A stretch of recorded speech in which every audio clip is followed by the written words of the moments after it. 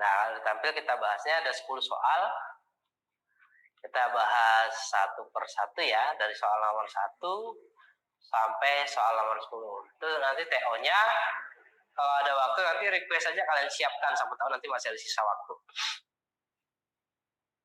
Oke, kita mulai dari yang soal nomor 1.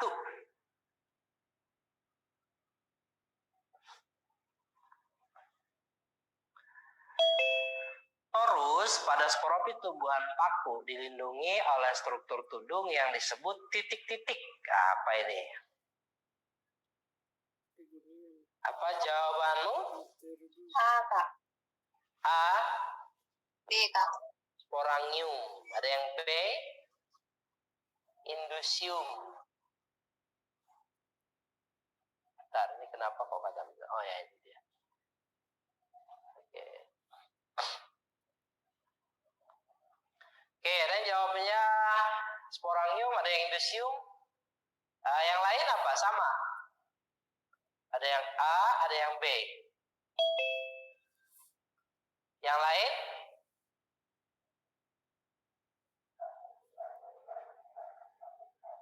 Sorus pada sporofil tumbuhan paku dilindungi oleh tumbuhan struktur tudung yang disebut ini. Nah, kita pertama ya dulu nih, sorus.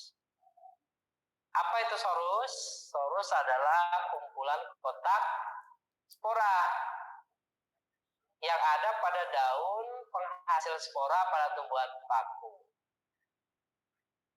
Jadi kita sambil mengingat lagi ya, daun tumbuhan paku itu ada 2 macam berdasarkan fungsinya.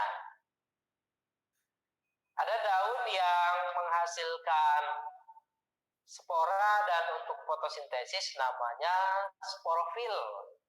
Dan ada daun yang hanya untuk fotosintesis saja namanya tropofil. Kalau yang sporofil itu daun disebut daun fertil. Kalau yang tropofil disebut daun infertil. Gitu ya. Nah, di sini ini ada Lucy jawabannya kalitra. Oke, jadi ada sporangium, indusium, ada kalitra. Nah, sorus, sporofil itu ditemukan pada tumbuhan paku ya. Tumbuhan paku. Nah, kita lihat sporangium. Kalau sporangium itu kotak spora. Nah, kotak spora itu di dalamnya ada spora. Begini deh ya. Dalamnya ada spora. Nah, kotak spora pada tumbuhan paku ya, dia membentuk kumpulan kotak spora. Nah, nanti di bawah daun di bagian daun ya, daun sporofilnya. Kumpulan sporangium atau kotak spora namanya sorus. Nah, sorus ini ada yang melindungi, ada yang nutupin. Nah, yang ditanya apa gitu kan ya. Nah, penutupnya ini apa namanya? Nah, ini disebut dengan indusium. Jadi jawabannya B. Kalau antheridium, apakah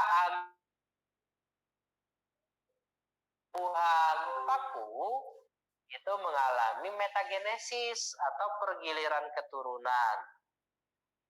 Pada pergiliran keturunan tumbuhan paku itu ada fase namanya gametofit sama ada sporofit.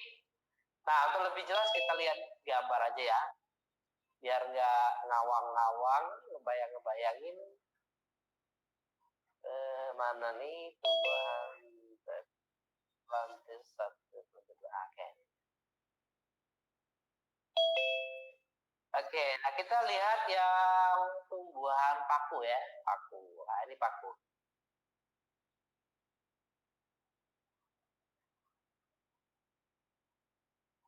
Oke, jadi paku itu sebelum sini ngalami metagenesis. Pergiliran keturunan ada fase gametofit dan sporofit. Nah, gametofit itu mulai ini spora pecah di sini ya. Nanti tumbuh jadi protalium. Protalium ini namanya fase gametofit. Nah, nanti di protalium ada 2 alat kelamin. Yang jantan namanya antheridium, Yang betina namanya archegonium. Ini alat kelamin jantan, alat kelamin betina.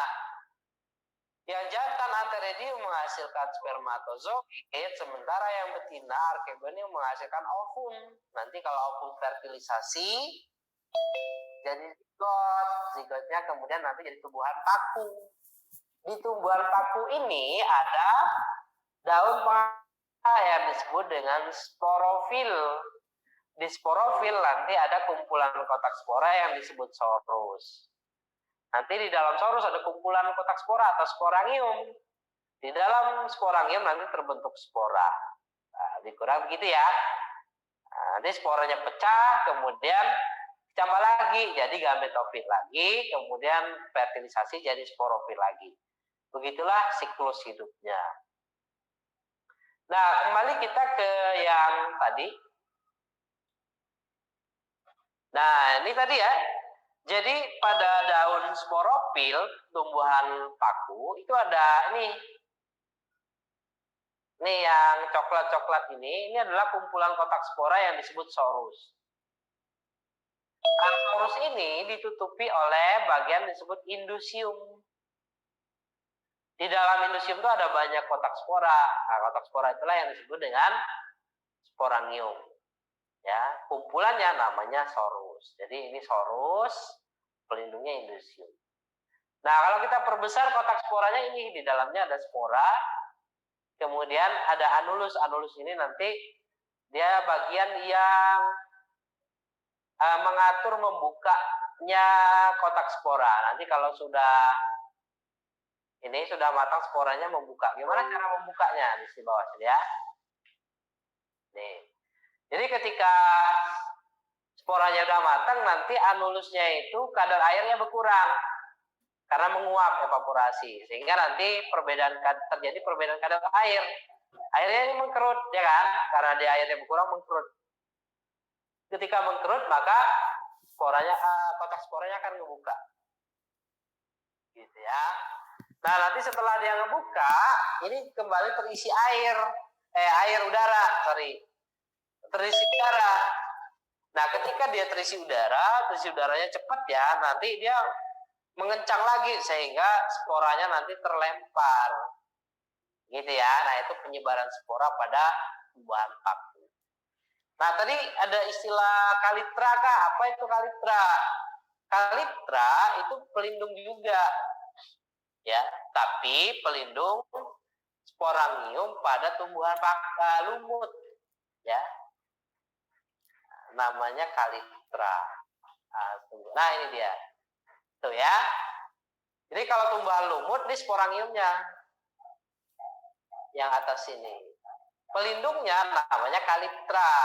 Nah, kalitra itu fungsinya analog atau sama dengan tadi indusium ya, tapi beda tempat. Oke?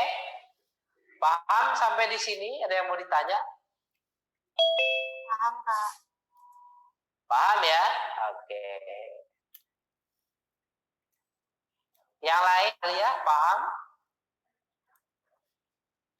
Pahim tuh? Paham, Kak. Paham, Kak. Berarti jawabannya bebek ya. Kalau kalitra itu adalah pelindung sporangium. Kak, tadi sporangium apa? Sporangium itu kotak spora. Oke?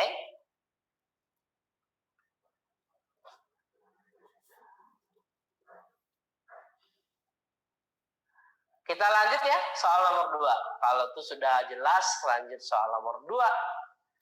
Urutan lapisan tubuh selentrata dari dalam keluar. Apa nih jawabanmu?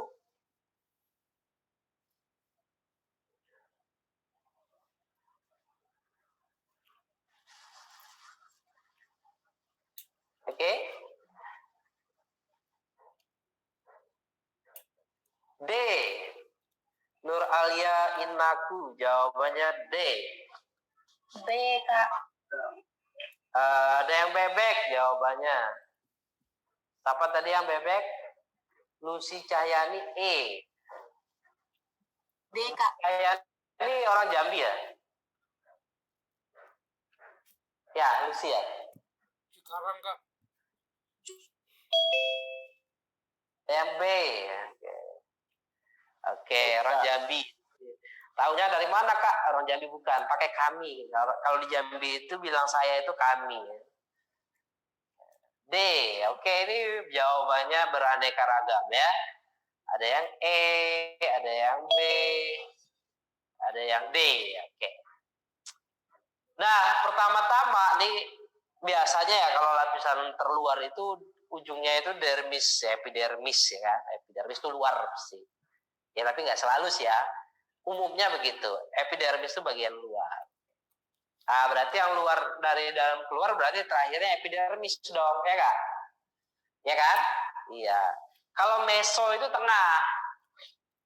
Meso itu tengah. Jadi mesokap ya, mesofil gitu. Kalau luar itu epikap, perikap, swadikap. Nah, swadikap beda ya. Perikap, epikap, ya epidermis, peridermis itu luar ya. Berarti kira-kira yang mana dong kalau kita lihat dari kata-katanya? D, Kak. Yang D ya, meso itu tengah, epi itu luar. Nah, cuman kita lihat nih gambarnya. Oke.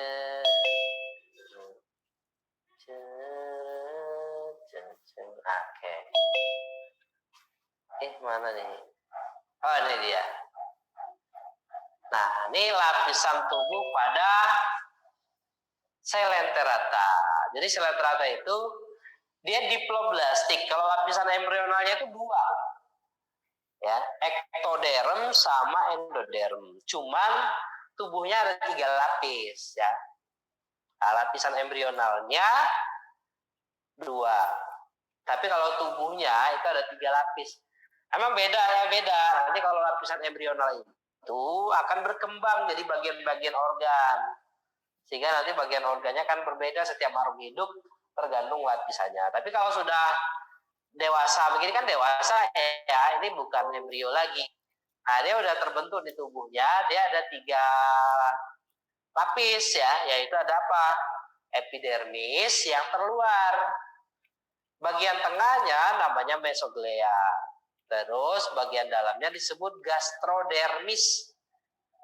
Nah, nanti gastrodermis itu di dalam tuh ada rongganya. Makanya kan ini disebut sebagai hewan berongga karena dia punya rongga. Selenterata. Ya, selain disebut hewan berongga juga nanti di tentakelnya yang ini dia juga punya alat sengat yang disebut dengan nematokis ya.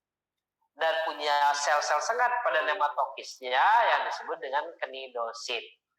Nah, maka ini masuk juga dalam kelompok Cnidaria. Jadi ada 2 nama kelompok untuk selenterata ini, selenterata sama Cnidaria. Gitu ya. Nah, ini lapisannya tadi ya, epidermis, mesoglea, gastrodermis. Jadi kalau dari dalam gastrodermis, mesoglea sama epidermis. Oke. Nah, kita lihat sedikit tentang alat sengatnya. Nah, dia punya tentakelnya itu punya knidosit ya. Pada tentakelnya ada knidositnya. Knidosit ini disebut dengan sel sengat. Contohnya apa sih? Ini ubur-ubur ya. Nah, ubur-ubur ini pada tentakel itu ada alat sengat namanya nematokis. Nah, nematokis itu punya sel-sel yang disebut dengan knidosit. Ya, gitu. Alat sengatnya namanya nematokis. Sel sengatnya namanya knidosit. Jadi kalau kita lihat di gambar, sel sengat itu punya alat sengat yang disebut nematokis. Gitu ya. Jadi nematokis itu bagian dari knidosit. Oke? Nah, makanya nanti kalau nanti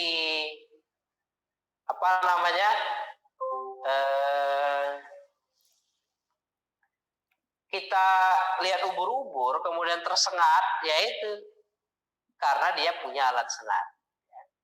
Nah, nanti dia racun sengatnya itu macam-macam dari tingkat ringan sampai tingkat yang mematikan. Ada beberapa jenis ubur-ubur yang racun sengatnya itu bisa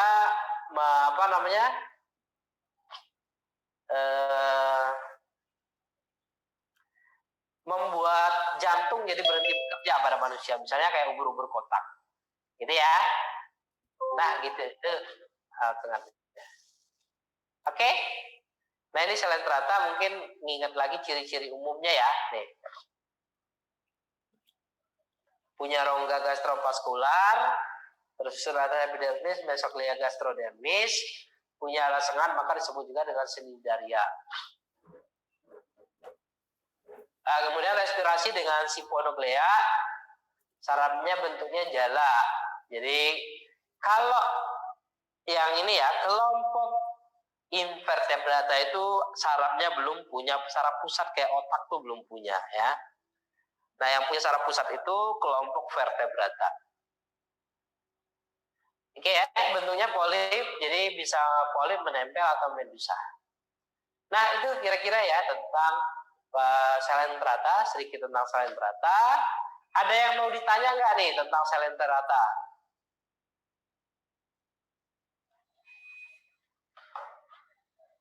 Jelas? Halo? Jelas, Kak. Oke. Jelas, Kak. Siap. Kalau jelas berarti kita lanjutkan. Selanjutnya soal nomor 3. Kapas Gossypium sp adalah contoh tanaman yang berbunga ketika lingkungan mengalami malam hari mencapai atau melebihi waktu kritis tertentu. Maka berdasarkan malam hari mencapai melebihi kritis tertentu, maka berdasarkan fakta tersebut, kapas termasuk ke dalam kelompok titik-titik. Kak, nanti PPT mau di-share. Ini PPT semester 1 ya. Kalau yang kakak pakai ini Ronin, soalnya ngacak aja ngambilnya ya. Yang penting ada gambarnya. Semester 1 masih ada nggak PPT kalian? Waktu semester 1 waktu itu ya.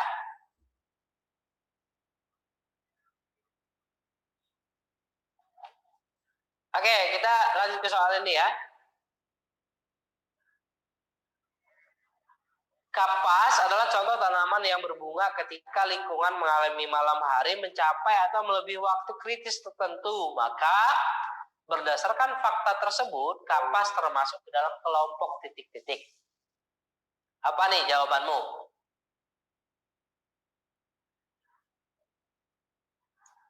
A, Kak. A. A. Oke, jadi kalau kapas ini termasuk kelompok C3 ya. Kalau itu fotosintesisnya ya. Nah, kalau soal ini kira-kira tentang apa sih? Ini tentang faktor-faktor yang mempengaruhi pertumbuhan dan perkembangan pada tumbuhan. Nah, faktor apa saja nih? Salah satunya adalah faktor cahaya kan ya. Nah, faktor cahaya itu berhubungan dengan apa? Salah satunya dengan pembungaan. Ya, pembungaan itu kan salah satu puncak perkembangan pada tumbuhan itu terbentuknya bunga. Nah, pembungaan pada tumbuhan itu ternyata oleh lamanya penyinaran, ada namanya titik kritis ya. Kalau melebihi titik kritis selama penyinarannya berarti waktu penyinarannya panjang, maka waktu siangnya atau waktu terangnya lebih panjang, maka disebut dengan tanaman hari panjang. Kalau waktu gelapnya yang lama kemudian dia berbunga ketika waktu gelapnya lama, ya berarti dia termasuk tanaman yang hari terangnya pendek, disebut dengan tanaman hari pendek. Nah, biar lebih jelas, nih ada sedikit penjelasan ya tentang tanaman hari panjang, tanaman hari pendek.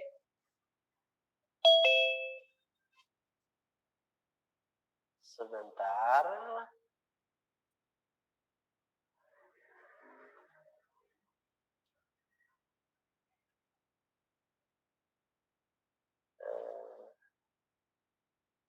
masih hormon. Oke. Cahaya. Nah, ini dia.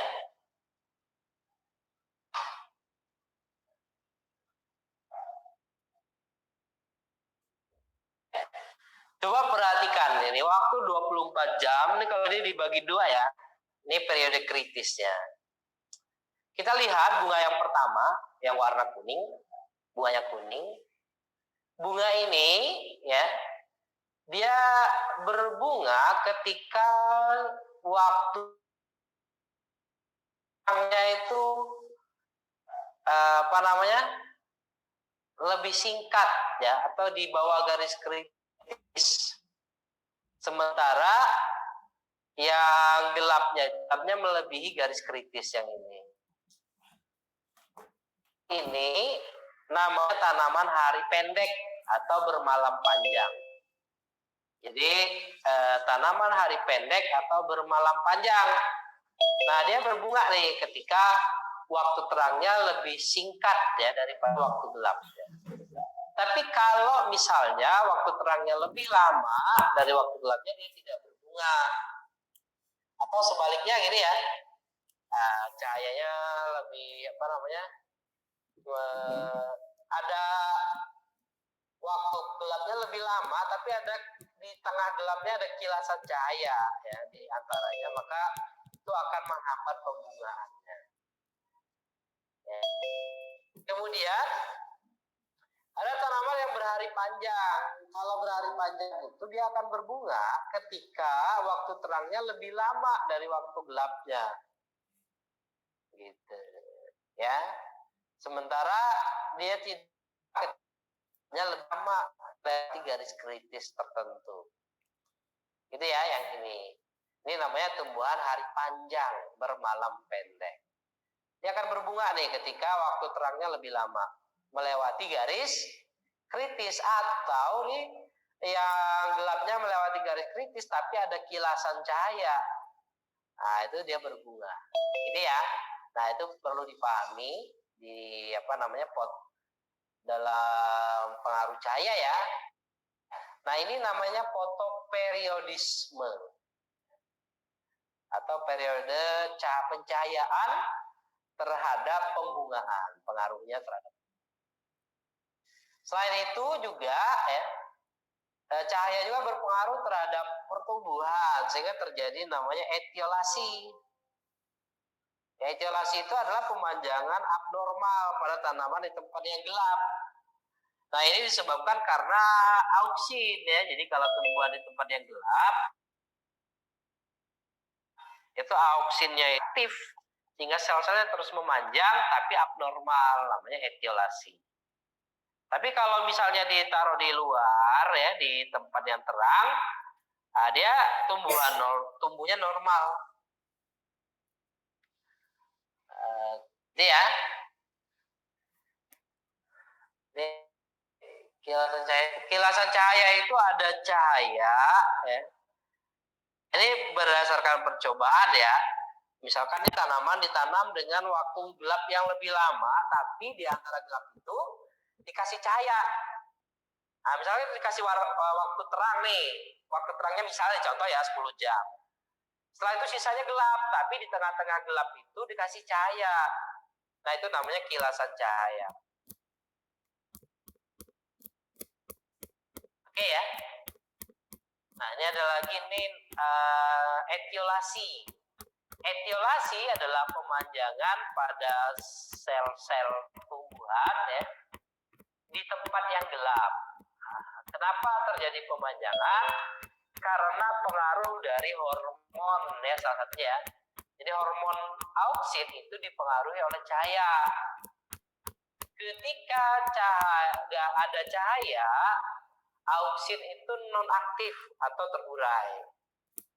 Nah, tapi kalau ada cahaya, tidak ada cahaya, dia akan aktif ya, auksin itu aktif. Salah satu fungsi dari auksin adalah memperpanjang sel. Nah, makanya ketika tidak ada cahaya, maka pemanjangan sel pada tanaman ini, misalnya kecambah ini ya, dia tidak terkendali sehingga terus memanjang. tapi pemanjangannya abnormal. Ya, itu namanya etilasi. Merupakan kondisi pertumbuhan kecambah di tempat gelap yang terjadi dengan ukuran sangat panjang namun memiliki sedikit klorofil. Ini abnormal ya, gitu. Karena efek dari kerja auksin. Gitu deh. Auksin itu bekerjanya gitu ya. Jadi kalau ada cahaya dia terurai, ternonaktif. Kalau sitokinin itu ke samping Kak. Sitokinin itu untuk pembelahan sel. Ya, pembelahan sel ya bisa ke samping, bisa ke atas. Ya, pembelahan sel begitu. Tapi intinya salah satu yang dipengaruhi oleh auksin adalah pembelahan membentuk tunas samping atau tunas lateral. Ya. Ini perkembangan tunas lateral. Kalau pembentukan tunas lateralnya itu dibentuk dari meristem apikal kan ya, dari ujung nanti akan terbentuk nih bakal tunas samping. Tapi dia belum bisa berkembang atau dormansi karena dihambat oleh auksin. Peristiwa itu namanya dominansi apikal ya, sih kan nggak? Jadi auksin itu ada di pucuk, bukan pucuk jambi ya, ada di pucuk auksin itu. Nah, auksin yang di pucuk ini kan berperan untuk memperpanjang ujung batang ya, pertumbuhan. Selain itu dia juga akan menghambat pertumbuhan tunas ke samping. Sehingga nanti tunas yang ujung batang itu apikal itu terus memanjang, tunas sampingnya belum tumbuh. Nanti begitu udah jauh dari pucuk ya, dari apikal, tunas sampingnya tumbuh. Nah, samping itu bisa dipicu dengan membuang apikal, menghilangkan apikal atau ujung sehingga nanti tunas sampingnya akan tumbuh. Nah, pertumbuhan tunas samping setelah ujung dibuang atau apikal dibuang, itu di sitokin rasanya ya. Kalau ditaruh di tempat gelap kecambah lebih panjang ya. Iya, kalau tapi abnormal. Biasanya kan ada percobaannya ya. Tapi kalian, oh iya, ini kelas 12 ini percobaannya, tapi kan daring ya. Cobaannya nggak ada. Biasanya di sekolah tuh dicoba pakai kacang hijau ya, atau kedelai.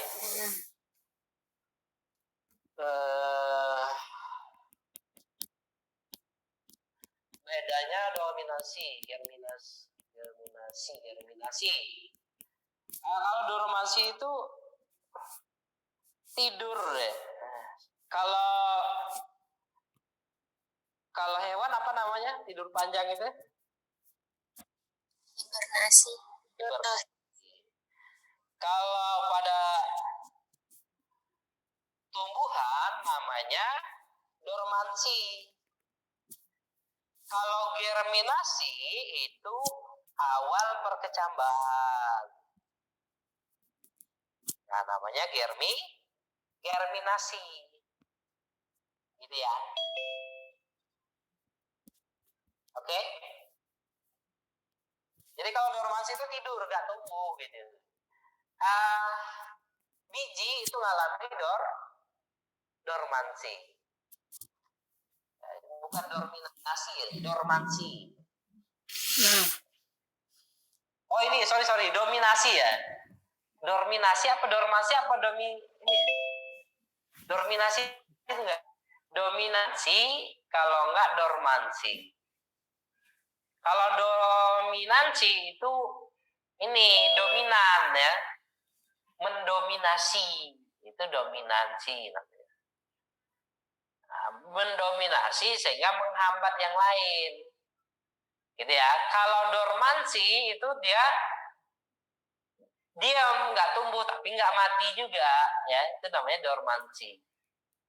Nah, ini mungkin salah ketik ya, dominansi sama dormansi.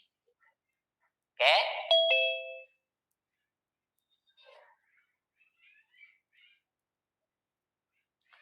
Rifanzi terminasi, manusia butuh nasi. Bercanda ya. Oke.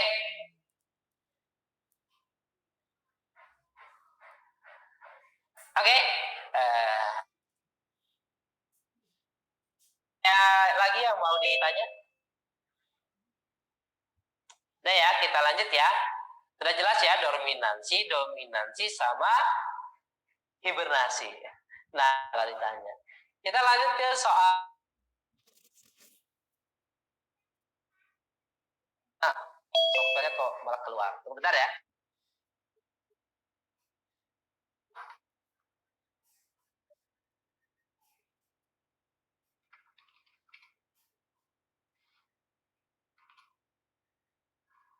Soal juga bisa ngambek ya, didiamin terus ngambek ya. Oke, jadi ini tanaman hari pendek ya. Kita lanjut ke soal nomor 4. Untuk menyeimbangkan tumbuhan melebar akibat membentuk pembuluh angkut sekunder oleh kambium intravaskuler, kambium intervaskuler akan membelah dan membentuk titik-titik. Nah, apa nih jawaban nomor 4? D nggak? D, B, D. Depok. Tadinya Depok. C. C. Jawabannya C.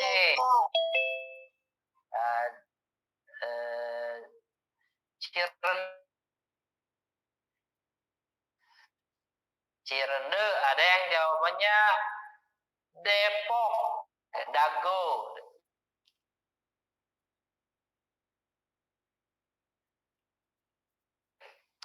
Oke, nah ini kambium itu ada 3 macam. Ada kambium intravaskuler, ada kambium intervaskuler, sama ada kambium gabus atau velogen. Nah, yang ditanya ini, kalau kambium intravaskuler itu kan membentuk pembuluh angkut sekunder, silem sekunder, dan flem sekunder. Misalkan ini batang. Mohon maaf gambarnya agak jelek ya, soalnya pakai mouse. Nah, ini namanya kambium. Kambium. Yang kakak lagi gambar ini namanya berkas pembuluh angkut. Ya. Yang tengah-tengah ini kambium. Ini berkas pembuluh angkut, yang keluar nanti kambium membentuk flem sekunder. Itu ke arah luar. Ke arah dalam sini dia membentuk silem sekunder. Nah, gitu ya. Nah, yang membentuk ini namanya kambium intravasikuler. Jadi ini kambium intra.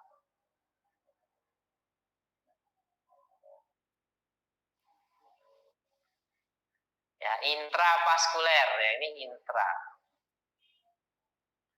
Kemudian ini kan berkas pemangkut, ya ini di tengah-tengahnya Pulau Jawa. Bayangnya bingung, dalangnya lebih bingung. Yang penting bisa ketawa. Oke, jadi kalau di antara silem dan flem ini namanya kambium intravaskuler. Kalau di antara dua berkas pengangkut yang begini, namanya kambium intervaskuler. Oke ya. Jadi kalau yang atas itu intravaskuler. Kambium intravaskuler udah tahu nih, ke arah dalam dia membentuk silem sekunder, ke arah luar membentuk flem sekunder.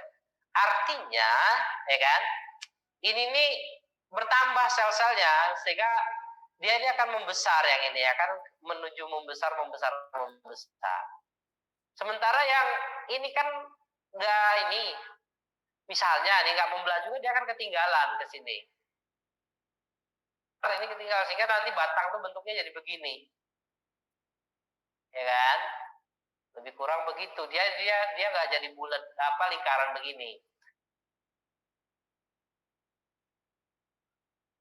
Tidak seperti ini, maka kambium intervasikular itu akan membentuk juga, dia membelah juga di sini.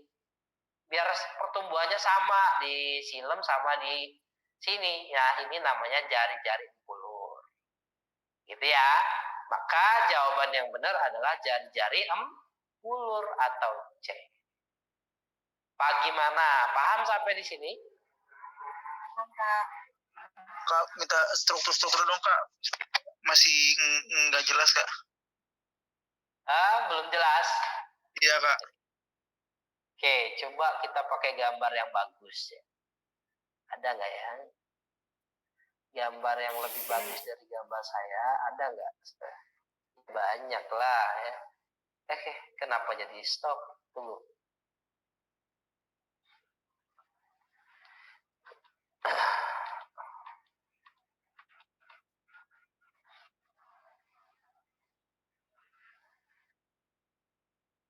Alis. Oke, nah ini.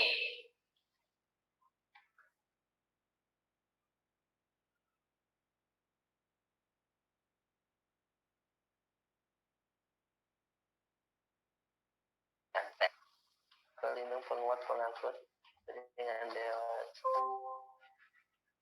Ini dia.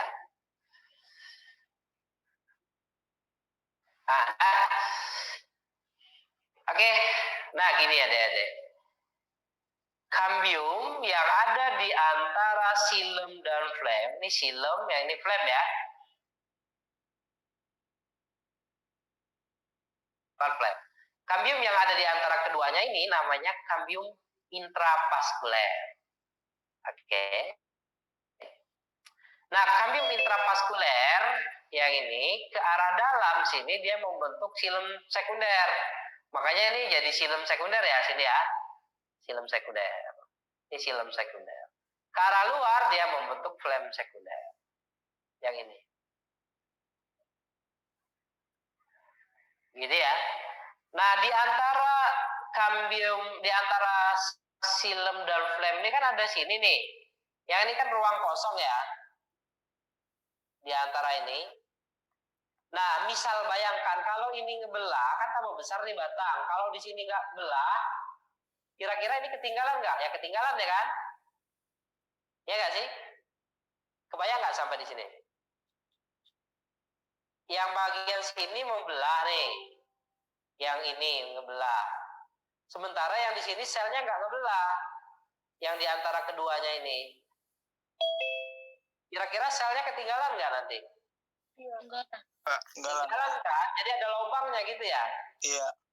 Ya, ada lubangnya. Nah, biar nggak ada lubangnya di antara silem dan flem ini, di antara dua berkas pengangkut ini, maka sama kambium yang ada di antara ini. Kambium yang ini, ya. Nah, namanya kambium intervaskuler. Kambium ini membentuk jari-jari empulur. Jadi dia juga, ini kan empulur nih. Dia membentuk nih. Dia membelah juga ke sini. Sehingga nanti pertumbuhannya sama. Antara berkas pengangkut dengan bagian empulur yang tidak ada berkas pengangkutnya. Sehingga nanti pertumbuhannya jadi seimbang. Gimana? Paham? Paham, Kak. Ya, kalau mau mudahnya gini aja. Kambium intervaskuler fungsinya apa gitu kan? Mudahnya gitulah ya. Membentuk jari-jari empulur. Gitu aja. Oke? Nah, kenapa kok kakak jelasin begitu? Biar kalian paham ya. Ya begitu. Sehingga soalnya diganti kalian masih tetap pahami. Oke? Karena memahami itu susah deh ya. Memahami itu susah. Apalagi kalau yang dipahami itu kata-katanya terserah. Ya. Oke ya? Paham ya sampai sini ya? Paham, Kak. Oke. Kita lanjut ke soal nomor 5. Kak, tadi yang ke dalam keluar apa, Kak? Oke. Kalau kambium intravaskuler yang ini ya.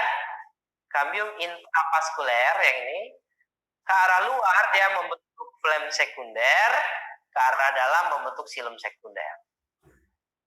Ke arah dalam silem sekunder, ke arah luar flem sekunder. Itu fungsi dari kambium intravaskuler. Oke ya? si Inaya lanjut ya. Kita lanjut ke soal nomor 5.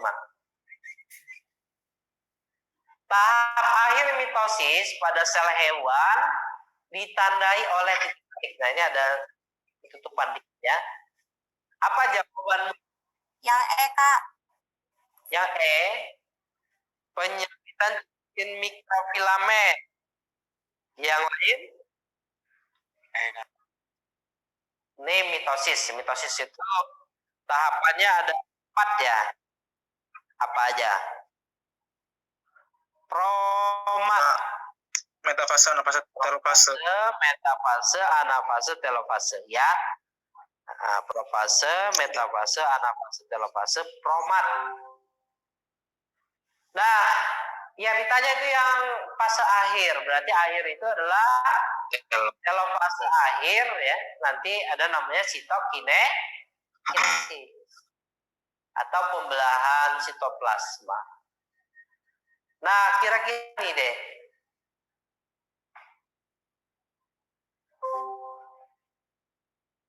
Gimana ya? Kok dia tak tampil? Mitosis dan meiosis. Sebentar. Oke.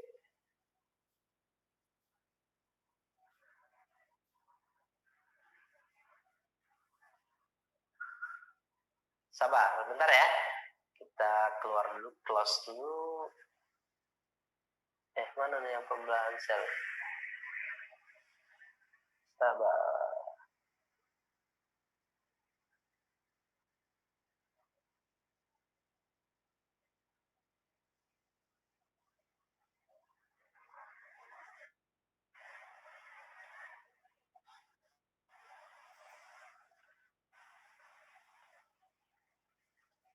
Oh, ini dia. Sip. Oke ya. Jadi tahap akhir dari mitosis adalah sitokinesis. Itu paling akhir. Nah, tahap paling akhir dari sitokinesis pada sel hewan dan tumbuhan itu berbeda. Kalau sel tumbuhan di akhir-akhir sitokinesisnya itu terbentuk ya, disebut dengan, atau kalau di sini disebut dengan pesikula ya, atau disebut lempeng pembelahan. Tapi kalau pada sel hewan tahap akhirnya itu terjadi pembentukan cincin ya kontraktil yang terdiri dari mikrofilamen aktin. Nah, nanti dia menyempit sehingga dua selnya terpisah. Kalau sel tumbuhan itu nanti dia membentuk lempeng-lempeng pembelahan, di mana lempeng itu ya lempeng pembelahan itu akan membagi lama-lama ya, membagi sel menjadi 2 bagian. Jadi beda tahap terakhir dari sitokinesis hewan dan sitokinesis tumbuhan. Nah, ini kalau yang hewan ya, nah dia akan membentuk cincin mikrofilamen. Nah, ini cincin pembelahan ini akan semakin lama makin kecil sehingga terpisah 2. Nah, kalau pada tumbuhan karena dia punya dinding ya, nah dia agak membentuk cincin. Vesikel ini yang disebut dengan lempeng-lempeng pembelahan. Dia membentuk lempeng sehingga akhirnya sitoplasmanya terbagi jadi 2. Oke, jadi beda ya antara sitokinesis sel hewan dan sel tumbuhan. Paham sampai di sini? Paham, Kak. Ya, jadi jawabannya apa tadi? Yang E. Penyimpitan cincin mikrofilamen. Kalau pembentukan lempeng pembelahan itu pada mitosis tumbuhan tahap akhir ya, terbentuknya kromosom dari kromatin, itu profase di awal-awal. Kromosom berjajar di atau berjajar di tengah itu meta ya, metafase. Kalau dibagi 2 ya namanya anafase. Kromosom saudara saling menjauh. yaitu anafase ya. Begitu.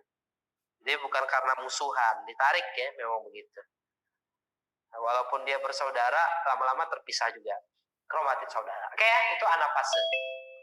Ada yang mau ditanya soal nomor 5? Yang B tadi apa? Yang B itu sitokinesis sel tumbuhan. Iya. Lanjut ya. Soal nomor 6. Berikut ini pasangan hormon yang tepat untuk mengatur pembentukan dan pemecahan glikogen di sel otot dan hati adalah titik-titik.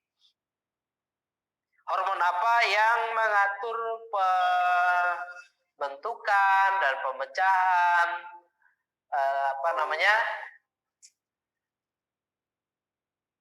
gula otot ya di hati?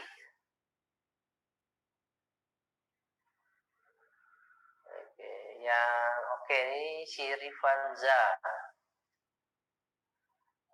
Kalau yang D tadi ya D itu ini anafase. Yang D anafase. Gimana nih nomor 6 apa jawabanmu? Nih yang pembentukan dan pemecahan glikogen di sel otot. Yang C.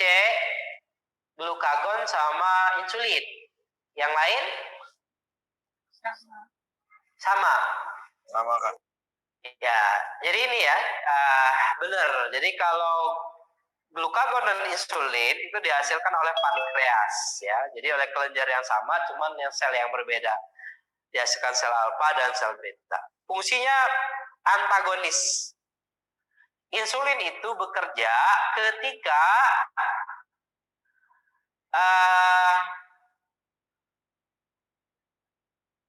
insulin bekerja ketika di dalam darah kita itu glukosanya tinggi. Contohnya saat kita baru selesai makan nih, habis makan, kan glukosa di darah kita tinggi. Nah, saat glukosa di darah kita tinggi, maka insulin dilepaskan oleh pankreas. Insulin itu nanti akan merangsang sel-sel otot dan sel hati menyerap glukosa, dan glukosa itu nanti diubah menjadi glikogen, disebut gula otot atau gula hati. Ya, tapi sering disebut gula otot, ya. Nah, nanti ketika tubuh kita kekurangan, di dalam darah kita kekurangan glukosa, misalnya saat lapar ya, puasa atau karena belum makan, maka nanti si glukagon dilepaskan oleh pankreas. Glukagon nanti akan memecah glikogen menjadi glukosa kembali. Nah, itu ya fungsi dari glukagon sama insulin. Kerjanya saling berlawanan atau antagonis. Kalau paratiroid sama kalsitonin itu antagonis juga, yang A ya. Ini antagonis juga. Ya. Antagonisnya gimana? Pengaturan kalsium dalam darah. Nah, kerjanya kayak gini. Paratiroid itu dihasilkan oleh kelenjar paratiroid, ya, atau kelenjar anak gondok. Sementara kalsitonin dihasilkan oleh kelenjar gondok. Kerjanya itu antagonis. Ketika di darah kita itu kalsiumnya tinggi, ya, kalsium di darah kita tinggi, maka nanti kalsitonin dilepas oleh tiroid. Kalsitonin akan mendeposisi, memindahkan kalsium dari darah ke tulang, sehingga nanti di tulang kalsiumnya bertambah. Selain itu, kalsitonin juga menghambat pembentukan penyerapan, maksud saya, kalsium di usus dan di ginjal. Tapi ketika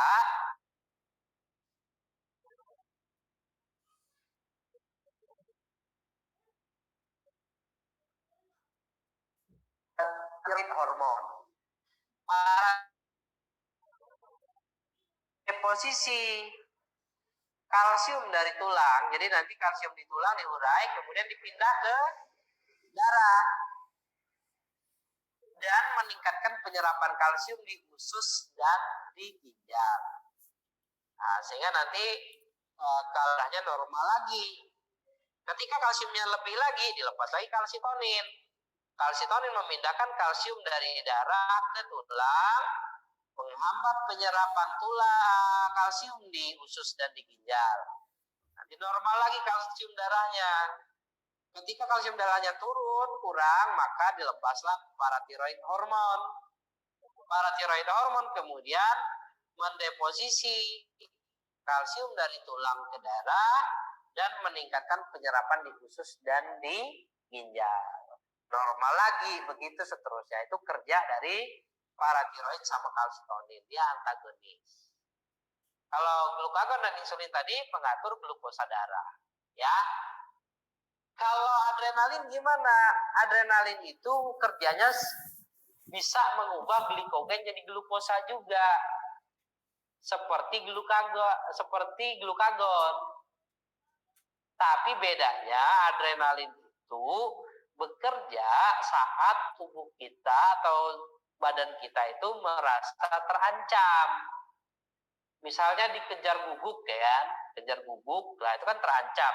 Nanti tubuh kita akan melepaskan adrenalin, ya. Dari ini kelenjar yang melepaskan adrenalin itu namanya kelenjar adrenal atau anak ginjal. Nah, adrenalin nanti akan meningkatkan metabolisme, mengubah glikogen jadi glukosa, meningkatkan denyut jantung dan meningkatkan tekanan darah, sehingga tubuh kita menjadi lebih kuat. Nah, oleh sebab itu, di saat kita sedang merasa terancam, biasanya kita lebih kuat. Biasanya tidak bisa manjat tembok, jadi bisa manjat. Biasanya nggak biasa nonjok orang, gitu kan? Begitu dibully terus-menerus sehingga merasa terancam, jadi kuat, bisa nonjok orang sampai jatuh pingsan. Mungkin kalian pernah lihat gitu ya. Salah satunya mungkin ya efek adrenalin gitu. Oke, jadi adrenalin itu dikeluarkan kalau kita sedang terancam. Olahraga ekstrim misalnya begitu. Kak, kalau hormon pas ketemuan cewek cowok yang kita suka masuk adrenalin juga, bukan adrenalin ya. Memicu adrenalin ya. Memang ketemu cowok terus memicu adrenalin, terancam dong. Ya itu kalau cowoknya penjahat kali ya, ketemunya cowok preman. Ya. Nah kalau itu kurang paham ya, cuman ada beberapa ini yang menyebutkan itu hormonnya ini lupa lagi namanya, itu kakak lupa ya. Alam itu masih penelitian juga. Kalau oksitosin itu ini deh untuk merangsang kontraksi uterus. Masa ketemu cowok terus uterusnya kontraksi gitu ya, mau melahirkan. Itu mau melahirkan ya kalau oksitosin.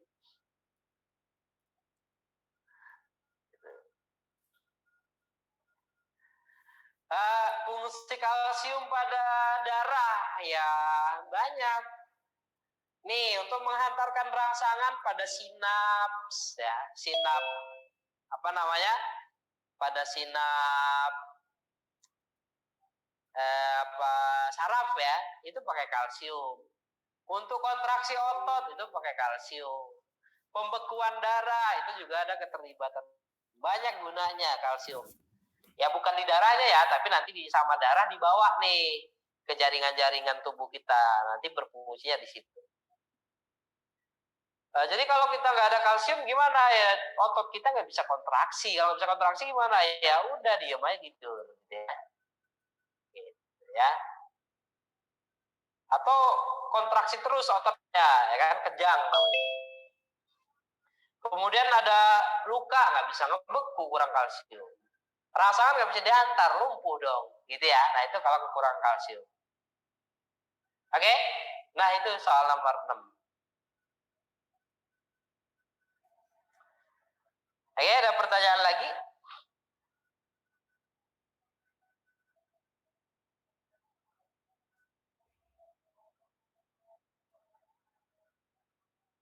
Ketemu cewek-cewek yang kita sekarang. Gitu ya. Gimana nih? Udah ya, lanjut ya soal nomor 7. Senyawa yang menjadi sumber elektron untuk reduksi gula pada siklus Kelvin fotosintesis adalah titik-titik. Senyawa apa yang menjadi sumber elektron? Apa jawabanmu? Kak. E. Ya, NADPH. Nah, kalau kalian masih ingat nih tentang siklus Kelvin ya, tahapannya ada 3. Masih ingat apa aja?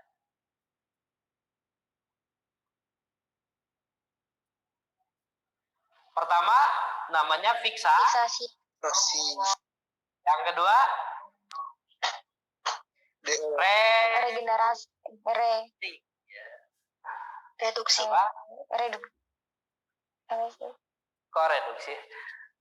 Bentar, reduksi apa? Kok jadi reduksi ya? Dekarboksilasi kali.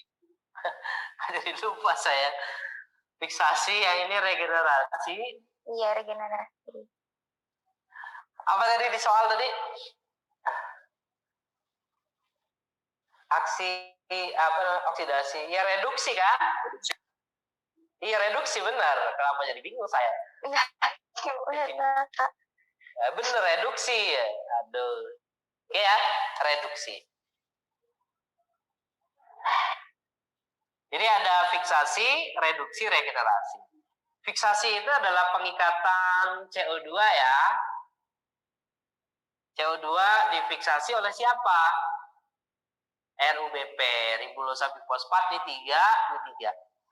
Kita ada yang nulis ini 6, ini 3. Ya sama, nanti hasilnya beda ya yang sini. Nah kalau ini 6 nanti hasilnya 12. Kalau 3 hasilnya 6. 6 fosfogliserat ya, PGA. Atau gliserat 3 fosfat. Terus ini nanti ngalami fosforilasi ya dari menggunakan ATP. Nanti 6 ATP, fosfatnya disumbangkan. Jadi 6 ADP, ini jadi 6 difosfogliserat. Tadi kan fosfatnya 1, sekarang udah 2, makanya jadi D.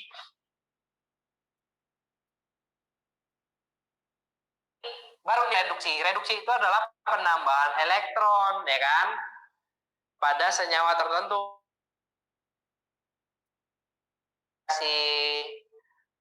Reduksi oksidasi ya. Kalau oksidasi itu yang dia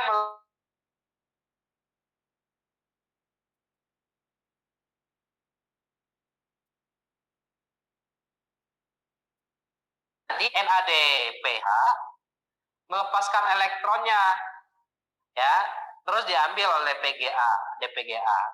Jadi ini 6 NAD, pH-nya kan dilepas, NADP plus ya, gitu.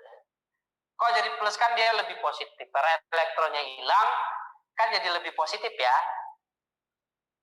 Kan kalau atom itu tengahnya apa sih, negatif ya.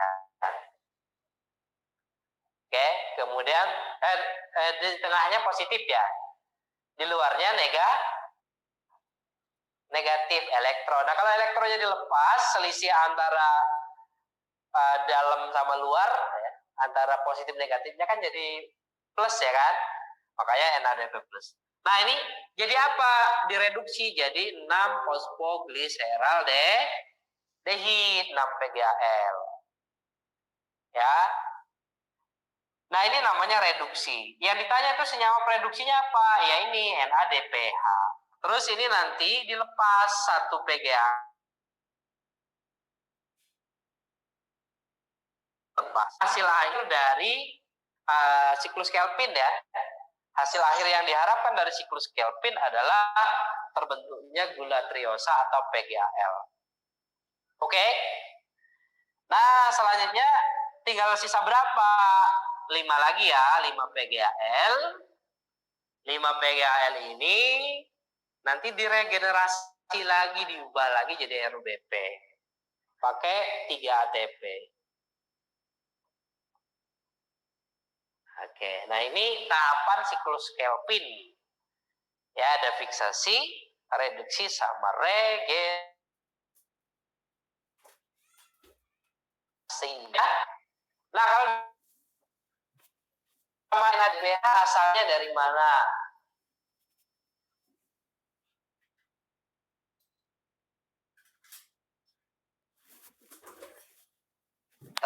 GTP gimana Kak? GTP itu gliseraldehid. Ya. Di fosfat ya GDP itu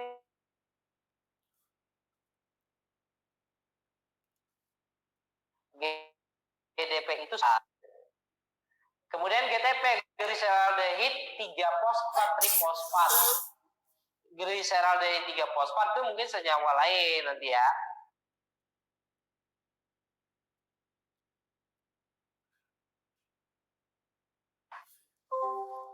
G3P kali Kak. Iya, kalau G3P gliseraldehid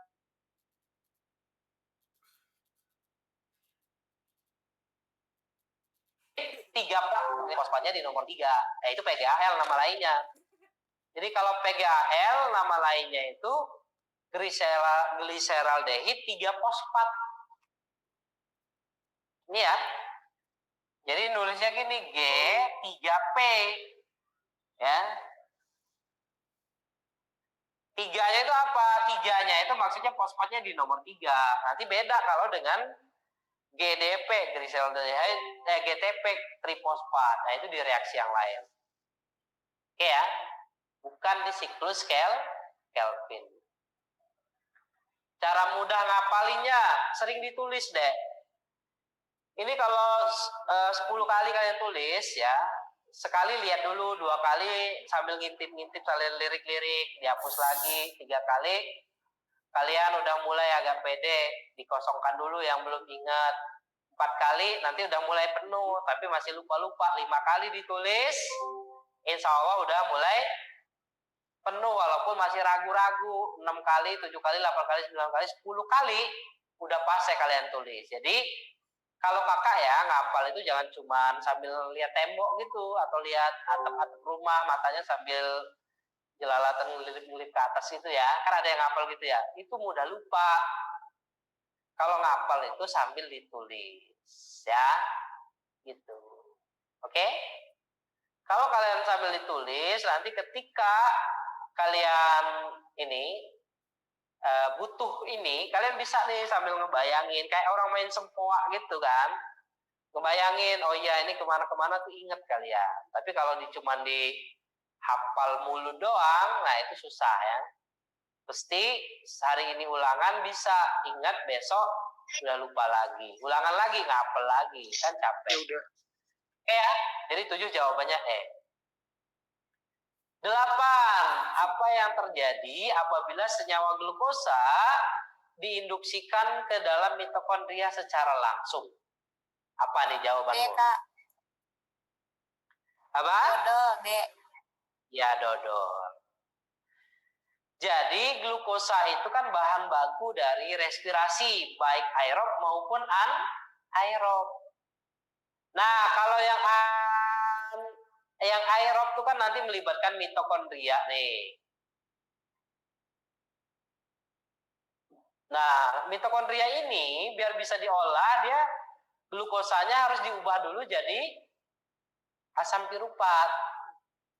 Kan gitu ya? Asam piruvat. Prosesnya namanya glikolisis. Nah, glikolisis itu terjadinya di sitosol. Pertanyaannya, bisa nggak Kak glikolisis terjadi juga di dalam mitokondria? Ternyata tidak. Iya. Kenapa tidak bisa? Karena nggak ada enzimnya. Gitu ya. Jadi diingat kalau reaksi-reaksi gini itu didukung oleh enzim. Kalau nggak ada enzimnya nanti reaksinya karena nggak bisa jalan. Karena aktivasinya nggak bisa ya. Maka glukosa di dalam sini tetap glukosa, nggak bisa diubah jadi piruvat. Sementara nih untuk masuk ke siklus Krebs kan harus dalam bentuk asetil-CoA. Asetil-CoA itu baru bisa terbentuk dari asam piruvat. Gitu ya. Jadi jawabannya benar Depok. Paham nih soal nomor 8? Paham Kak. Paham, Kak. Ya, kita lanjut ke soal nomor 9. 9, pada proses spermatogenesis tahap profase 2, meiosis terjadi pada sel titik-titik. Nah, yang mengalami ini apa nih? Sel apa yang mengalami profase 2? Berarti meiosis 2 dong. Apa deh? Yang C. C. Nah, malah keluar lagi. C. Nah, kita langsung lihat dulu ya, biar agak sedikit waktunya sudah mepet. Oh, meiosis 1, meiosis 2. Oh, di sini nggak ada. Oke, maaf. Nah, ini nggak ada gametogenesisnya ya. Oke, ya. Kita lihat soalnya langsung. Ya, profase 2 terjadi pada sel apa? Profase 2 itu terjadi pada sel spermatosit sekunder. Ya, benar jawabannya C ya. Jadi tahapannya kalau masih ingat nanti spermatogonium mengalami diferensiasi menjadi spermatosit primer. Spermatosit primer kemudian mengalami meiosis 1 menjadi spermatosit sekunder. Spermatosit sekunder kemudian mengalami meiosis kedua menjadi spermatid. Jadi kalau yang mengalami profase 2 berarti itu meiosis 2 spermatosit sekunder. Ya. Jadi spermatosit sekunder meiosis 2 menjadi spermatid, spermatid mengalami spermiogenesis menjadi spermatozoa. Oke, ya, 9 jawabannya C. Betul. 10 terakhir nih. Pada teknik rekayasa genetika penyisipan gen BT untuk membentuk organisme transgen di tahan hama, penggabungan gen BT ke genom sel target menggunakan vektor berupa. Nah, ini udah pernah kita bahas di review ya. Masih ingat nggak? Waktu itu kakak jelaskan tentang pembentukan tahan hama. Di mana pakai 3 ya. Ada bakteri Bacillus thuringiensis sama Agrobacterium tumefaciens. Kalau Bacillus thuringiensisnya itu mendonorkan gen BT-nya, kalau ya Agrobacterium tumefaciensnya mendonorkan plasmidnya. Plasmid yang sudah dikasih gen BT dimasukkan ke sel tumbuhan. Melalui teknisnya salah satunya adalah dengan gen gun, ya, atau tembakan gen gitu. Jadi jawabannya yang Depok, ya, benar Depok. Kalau ligase itu untuk menyambung gen, kalau restriksi itu untuk memotong gen. DNA polimerase nanti biasanya tak polimerase digunakan buat PCR, perbanyakan DNA yang akan dicangkokkan. Oke? Oke, gitu saja mungkin ya. Udah selesai 1 sampai 10. Waktu kita udah korupsi 1 menit ya. Mungkin sampai sini dulu ada, kita nggak sempat. Oke, good. Baik, kita mulai dari nomor yang pertama. Oke. Nggak bisa. Oke. Yang pertanyaannya adalah which of the following best describes the topic of the passage. Pertanyaan ini crucial, aku anggap penting. Ini sebenarnya pertanyaan yang umum. Dan aku tahu dari SMK atau SMA udah dipelajari gitu. Tapi aku rasa ada beberapa poin penting. Kadang-kadang ketika teks yang panjang begitu, ada kesulitan teman-teman untuk menemukan hal ini gitu. Oke, sip. Baik. Bagaimana cara mengerjakannya? Ada 3 poin penting yang aku catat di sini sehingga nanti langsung kita bisa praktekkan. First one, identifying topic and main idea, dan ketika saya jelaskan topic and main idea, itu artinya masuk juga pertanyaan, nanti kurang lebih pertanyaannya cara mengerjakannya akan seperti ini gitu. Finding keywords, perbedaan ketika main idea adalah make sure that the option you choose is described or described by other sentences. Jadi kalimat opsi jawaban yang kamu pilih nanti akan dijelaskan oleh kalimat-kalimat yang lain. Baik, aku kasih contoh. Misal ada kamu lagi baca sesuatu, kemudian ada orang masuk, kemudian kamu lagi ngapain gitu misal. Jawabannya simpel, baca. Pertanyaan kedua adalah baca apa? Jawabannya pun simpel, corona, and that's the keyword. Itu adalah kata kuncinya yang tidak boleh ditinggalkan di opsi jawaban. Misal opsi jawaban tidak memuat tentang corona, opsi jawaban eliminasi tidak dipilih. Yang kedua adalah repeated words. Kata itu akan diulang-ulang atau dijelaskan. Bukan berarti kalau kata yang diulang-ulang itu sama persis gitu, enggak. Tapi bisa jadi dia akan menggunakan sinonim atau yang lainnya. Making a conclusion, lalu buatlah kesimpulan begitu. Baik, langsung ke teksnya, teman-teman. Untuk yang barangkali tidak kelihatan atau sedikit ngeblur gitu karena jaringan saya ini kurang bagus ini. Nanti silahkan coba buka yang ada di grup Ambis Warrior tadi, kemudian silahkan dibaca dari situ. Statement pertama adalah Fort Knox, Kentucky. Biasanya teman-teman akan mengira kata kuncinya adalah Fort Knox gitu. Kemungkinan sih, tapi nggak selalu. Fort Knox yang is the site of US Army Post. Itu kan kalimat pertamanya dia mengatakan bahwa ini adalah Fort Knox adalah US Army Post, but it is even more for the Fort Knox billion territory. Tapi di sana ternyata lebih terkenal that we know itu adalah sama dengan more famous ya. Lebih terkenalnya dia adalah a billion depository, kayak semacam tempat apa ya, Fort Knox billion depository itu nama sih, jadi Fort Knox billion depository. The massive vault, ini yang menjelaskan. Nanti kalian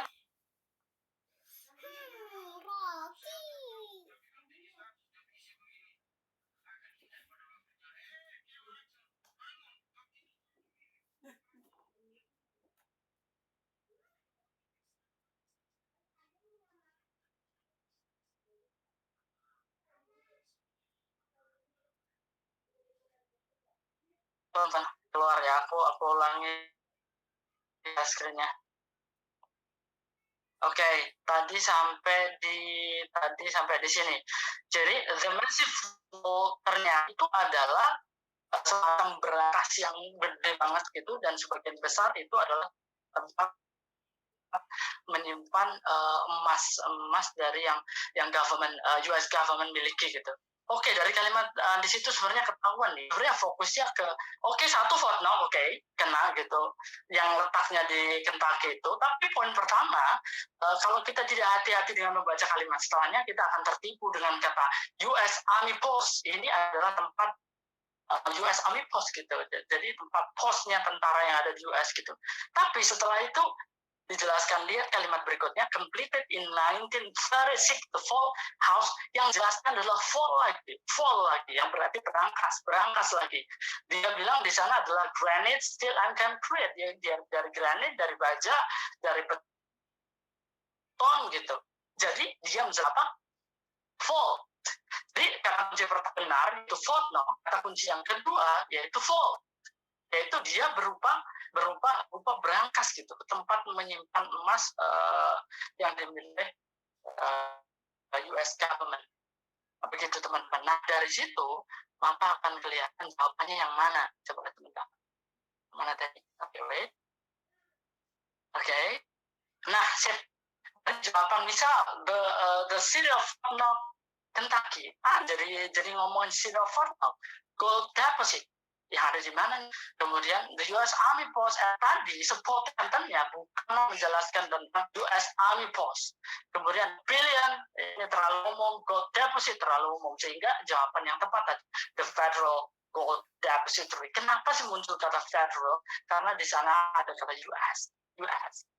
Begitu teman-teman. Jadi jawaban yang tepat adalah yaitu dari tadi ternyata yang Fort Knox itu adalah berupa tempat berangkas untuk menyimpan emas yang dimiliki oleh US.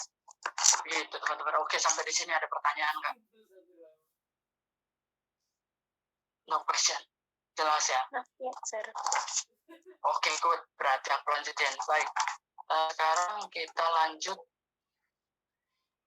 ke soal berikutnya. Pertanyaannya ini masih berkaitan dengan main idea. Pertanyaannya adalah the main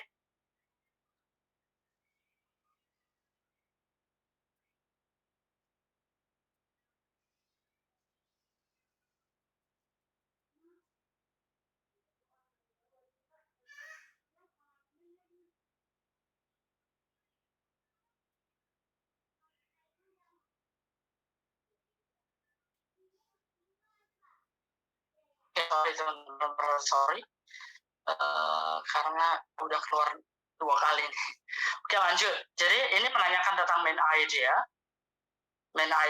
Coba kita cek terlebih dahulu apa sih teks ini yang teks ini membicarakan tentang apa gitu. Nanti kita simpulkan ini kata kunci yang mana, kata kunci pertama, kata kunci yang kedua, ketiga dan lain-lain. Dan biasanya cukup sih dengan 2 atau 3 kata kunci aja.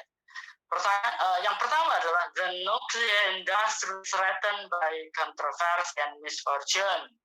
Kalimat pertamanya udah begitu jelas sih bahwa industri nuklir itu terancam karena adanya misfortune yang nggak beruntung lah, adversi gitu. Partial constructed plan have been closed for several years, hanya dari perusahaan-perusahaan yang udah dibangun itu jadi ditutup gitu karena beberapa alasan gitu. Oke, langsung di bagian yang kedua, the magic cost. Ingat teman-teman, kata kunci pertama, ini tentang apa? Jawabannya adalah nuclear industry. Kemudian apa yang terjadi? Terancam dia. Kemudian, kita lihat berarti ini bukanlah hal yang baik gitu. Kemudian di paragraf kedua kita lihat langsung ke paragraf kedua, the magic cost. Ternyata adalah dia menjelaskan tentang masalah utama atau penyebab utama dari deterioration atau merosotnya nuclear industry itu adalah in the nuclear industry is the complete failure at 3 Miles Island. Ini magic cost-nya penyebab utamanya ya karena di 3 Miles Island itu terjadi kegagalan gitu. Oke, kalau kita lihat dari sini sebenarnya udah jelas bahwa kita dapat satu nuclear industry threaten, apa yang terjadi threaten, terancam, atau dengan kata lain di paragraf kedua disebutkan deterioration atau merosot gitu, dan penyebabnya adalah 3 Miles Island, kegagalan yang terjadi di sana. Di paragraf terakhirnya dilihat the nuclear that will build 20 and 30 years ago atau perusahaan yang dibangun kira-kira 20-30 tahun asli and economically. Di sana ternyata bisa beroperasi dengan baik gitu. Nah, berarti yang jadi masalah adalah paragraf 1 tadi nuclear industry threatened. Paragraf 2 the magic cost. Jadi kata kuncinya ada beberapa itu. Kemudian ketiga adalah the nuclear plant that will build 20 years, nggak dibangun 20-30 tahun yang lalu. Untuk yang dibangun belakangan ada masalah begitu, dan menyebabkan itu menjadi hal yang buruk begitu, merosot begitu teman-teman.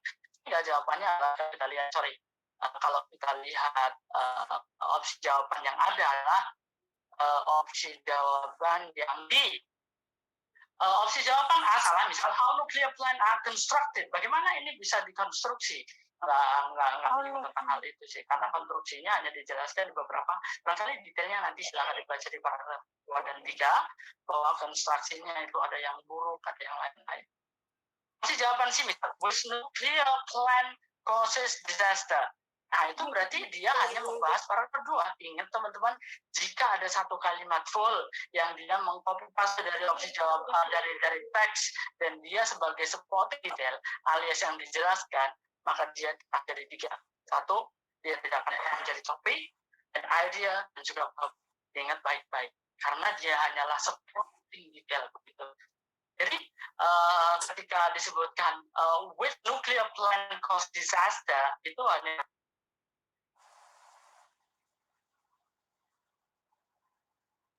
when it hurts, when you hold me, itu artinya bahwa dia teks itu menjelaskan kapannya, fokus kepada waktunya gitu. What make nuclear energy promising alternative salah, karena di bagian pertamanya aja tadi disebutkan adalah dia threaten, sehingga jawaban ini sangat tidak masuk akal. Baik, aku simpulkan dari dua soal ini bahwa jawaban untuk soal mimpi ya.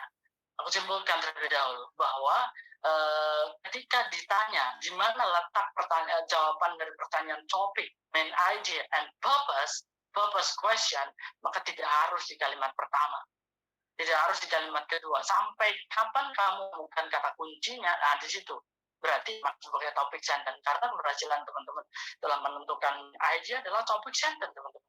Ini kalimat topik sentence yang ini berarti yang menjadi pegangan. Tinggal berikutnya adalah cari ini supported by other sentences or not.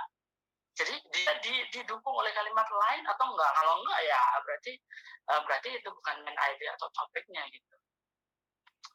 Oke, satu pertanyaan teman-teman, barangkali yang kita bahas mungkin 3 kali ya. Oke, pertanyaan sampai di sini. Aman? Aman, Kak. Oke, barangkali nanti ya. Kita lanjut, bagus itu. Oke, aman ya. Oke, lanjut. Oke, balik lagi. Sorry.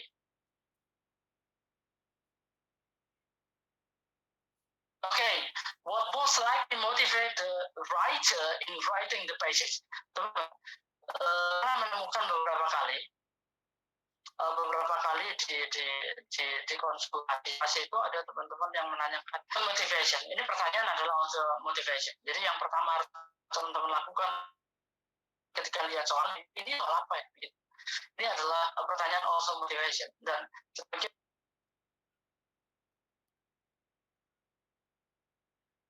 pertanyaannya sama dengan pertanyaan purpose, semua jawabannya tidak, karena purpose adalah tujuannya, sedangkan ultimate motivation adalah latar belakang. Kenapa tulisan ini harus ada? Bukan tujuannya dia untuk membuat tulisan ini ada, gitu bukan. Tapi kenapa, alasan apa yang mendasari kenapa tulisan ini harus ada gitu. Dan ini harus berdasarkan kata kunci. Mostly yes. Ini kata kuncinya apa? Berarti opsi jawaban yang harus jadi pilih ada terkait dengan ya, cuma nggak harus ada gitu. Baik, sekarang apa poin penting yang harus teman-teman ketahui ketika menjawab pertanyaan also motivation? Yang problem teman-teman.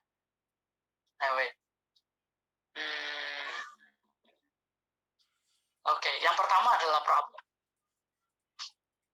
Kedua adalah the most important.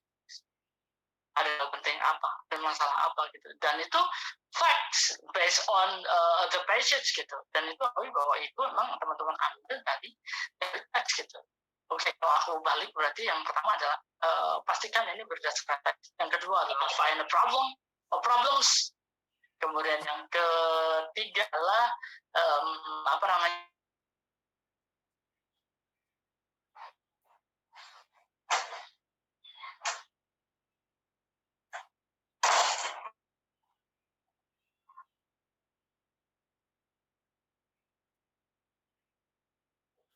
Pilot berbanding penggunaannya gitu. Oke, dapat satu. Ternyata ini yang dibahas adalah learning.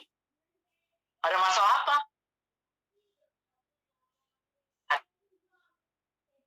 Ini bukan yang kedua. Biasanya begini, kalau semuanya problem itu adalah ada misconception atau salah pahaman orang. Jadi teks itu muncul itu gara-gara apa ya? Supaya saya jelas teman-teman. Jelas, Kak. Terus kadang, Kak. Suara saya Sekarang jelas. Oke, sip. Oke, jadi meskipun macet ya ini itunya. Oke, nggak apa-apa ya, berarti suaranya aja paling. Jadi sampai mana tadi aku jelasinnya?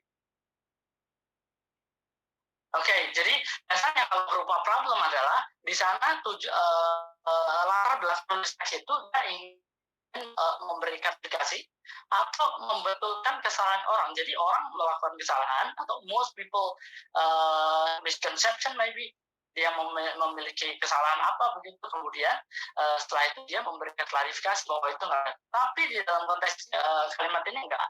No, the online learning turns out to be more and more practice. Tidak salah.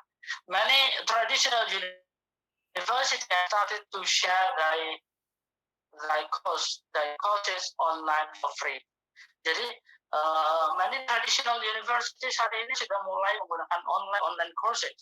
Sampai so many people still consider traditional university as the best. Ternyata masih banyak orang yang menganggap bahwa traditional university artinya tatap muka langsung atau yang lainnya. pokoknya masih tradisional, dia tanpa menggunakan online learning begitu. Itu menganggapnya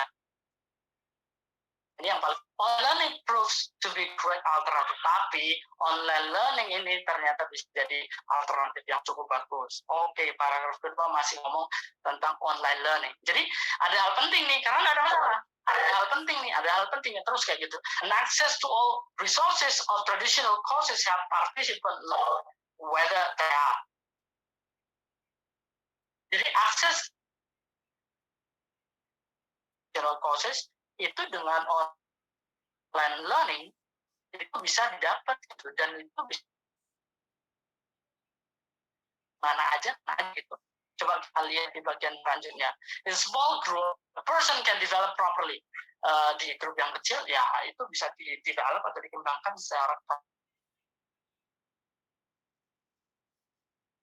make friend. Anak-anak, contohnya adalah di sekolah, anak-anak bisa belajar banyak tentang gimana sih menjalin pertemanan, sabar, dan lain-lain. Tapi di sana mungkin kelemahannya yang disebutkan di kalimat berikutnya, bagian tengah, baris ke-32, online learning however cannot always human interaction. Nah, itu yang barangkali susah, interaksi sosialnya yang kurang. Kesimpulan, in conclusion, online learning should be seen as complement. Berarti online learning-nya hanya digunakan sebagai complement atau pelengkap. Oke, langsung kita cek. Paragraf 1 online learning dilakukan, dipraktekkan. Paragraf 2 dan 3 ini alternatif, yang banyak juga dari traditional university sudah melakukan.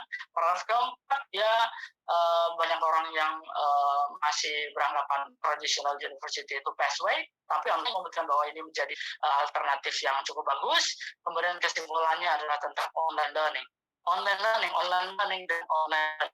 Dan apa yang dari online learning itu ternyata adalah kita cek di opsi jawaban ya. Di opsi jawaban kira-kira yang mana gitu teman-teman. Opsi confusion nggak ada masalah, sehingga kalimat pertama opsi jawaban A udah nggak tepat. Kemudian di bagian there is no need, teman-teman. Salah satu cara untuk melakukan eliminasi adalah yaitu dengan cara teman-teman memperhatikan beberapa hal. Di antaranya adalah absolute word, kata-kata absolute, all, only, no, dan kata-kata obvi. There is no need to replace bla bla bla. Nggak ada, kelihatannya nggak perlu juga menggantikan traditional learning dengan online one. Itu berarti masalah. Many people are unaware, tidak dibahas. Kemudian huge benefit of online learning, huge benefitnya. Kemudian kenapa ini kurang tepat begitu? Karena huge benefit, padahal yang di sana as a compliment. Jadi alasannya apa dong kenapa tulisan ini harus ada? Karena di bagian awal tadi disebutkan bahwa ini makin marah. Jadi kenapa tulisan itu harus ada? Ingat, alasan kenapa tulisan itu harus ada ada dua. Yang pertama memang ada masalah yang besar. Yang kedua adalah karena ada hal penting yang lagi hits gitu, yang ingin disampaikan begitu. Dan biasanya ini berkaitan dengan apa namanya? Berkaitan dengan the most important things gitu. Oke, sampai di sini ternyata tidak ada ruang yang bisa kita bahas, teman-teman. Baik, silakan jika ada pertanyaan. Oh, silakan.